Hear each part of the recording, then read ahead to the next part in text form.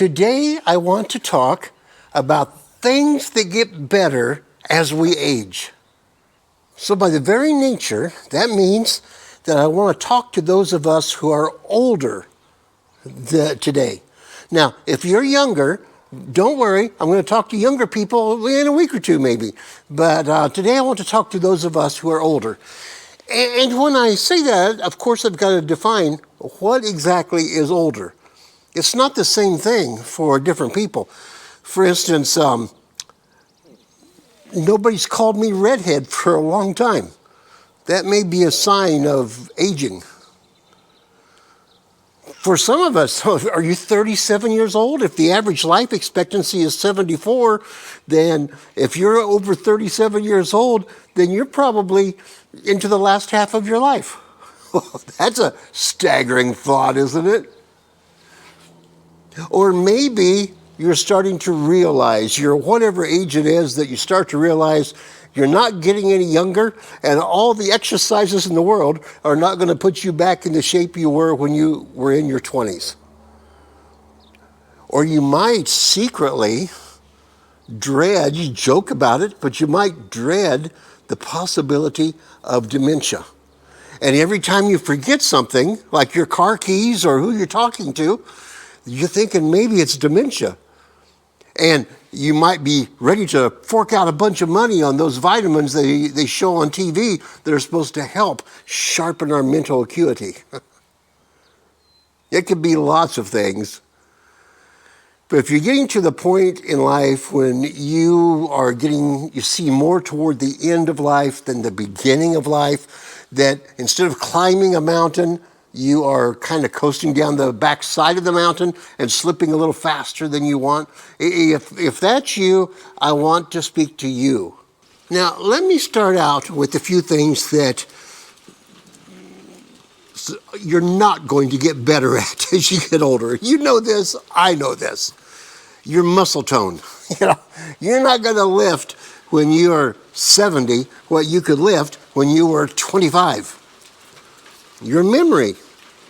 It's a good thing we go to school when we're young, because you're not going to have the memory. You're not going to be as sharp. Your reflexes are not going to be as fast when you're older than when you were younger. Your pretty skin. You can put on as much makeup as you want, but you're only fooling yourself. You'll never be 20 again. Your health. It's good to exercise mentally. It's good to exercise physically. It's good to take care of our health. It's good to be as good at our age as is possible, as healthy as possible, but we're never going to be young again. But there are some things that we can be better at when we're in our 70s and 80s than we could when we were in our 20s and 30s. The first thing I'm going to bring up is our faith, our walk with God. I heard someone say once, "You show me a deep Christian, and I will show you someone who has suffered." Through the ups and downs of life, God takes care of us. He walks with us. And just like in a good marriage, in a good marriage, there's a lot of romance, and hopefully the romance is always there, but there's a lot of romance and attraction. But in a good, long marriage, you have a soulmate, a best friend, someone who has walked with you through thick and thin. The same thing is true with our spiritual lives. Through the ups and downs of life, as we walk with God and God walks with us, God should be getting closer and closer, and our faith should be deeper and deeper. Now, sometimes we don't nourish our faith, and just like you can have a bad marriage if you don't nourish it, your faith may not automatically be deeper when you're older, but it should be. And the second place that can grow with age is our attitude. Now, I know that life isn't always comfortable and arthritis doesn't feel good, and sometimes we get a little curt, but part of that is habit. And part of that is just practice that we get ourselves into. And it doesn't have to be. I remember when I was a teenager there were magazines or newspapers that had these advice columns like Dear Abby, Ann Landers, and others.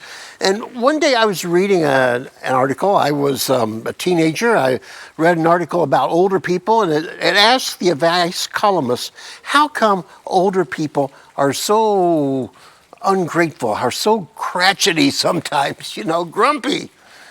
And the advice column said that an ungracious older person is simply an ungracious younger person that's found an excuse to act that way. That hit me kind of right up the side of the head. I thought, wow, what a profound idea that over our lifetimes we practice and we become more and more gracious or more and more curt. And it isn't just something that comes with age. An older person can be gracious and kind and giving and a pleasure to be around. The one more I'm going to add is experience. We can become richer and richer in experience. When I was younger, I used to whittle with a pocket knife, do carving of little animals and people and stuff. And when I first started, I had cuts all over my hands. But after a few years of wood carving, I hardly ever got cut anymore. And why? Because experience. Whenever a knife blade was pointing toward a finger and I started to put pressure on it, I just felt chills all over because I knew what was headed that direction. Well, you and I, as older people, have lived quite a bit of life. And we have experience. And a lot of times we can remember that didn't work so well in our own lives. So we can become wiser in experience, more gracious in our attitudes and our behaviors, and more faithful and walk closer with God. Here's why this is so important. You and I, we are the church of tomorrow. Well, we were the church of yesterday. We're not the church of today. Hopefully not. We don't have the energy, the enthusiasm, the drive, the excitement. But whenever new people come into our congregation, whenever they start to get serious about God, they begin to pattern their Christian journey off of people they respect and have seen that are older Christians. That means that if we show the wisdom that comes through experience and the graciousness that comes from a sweet attitude and the faithfulness that comes from walking with God, it will be noticed. And those younger people, as they grow up, will see us as the pattern of what a mature Christian ought to be. We're to the middle of another week. In just a few days, we'll be able to worship our Lord together, and we'll have our younger people, our older people together, and those of us that are older, let's take the younger ones under our wing. May God bless us, give us wisdom, a good attitude, strength of character as we model His love to the next generation.